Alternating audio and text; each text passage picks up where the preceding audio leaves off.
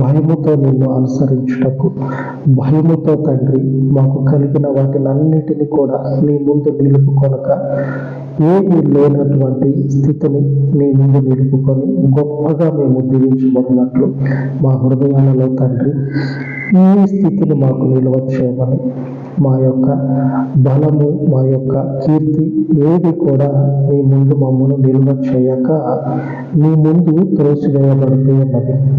కానీ నీ పరిశుద్ధత మాత్రమే, నీ శ్రేష్టమైనటువంటి కృప మాత్రమే మమ్మను నీ మార్గములో, నీ పరిశుద్ధతలో నిలువ చేసేది కనుక ఈ రీతిగా మమ్మను నీ మార్గంలో వర్తిల్ల చేయమని, ఈ వాక్యమును దీవించమని, నీరు కట్టి ఫలింపచేయమని యేసు నామమున వేడుకొనుచు ఉన్నాను తండ్రి. ఆమేన్, ఆమేన్.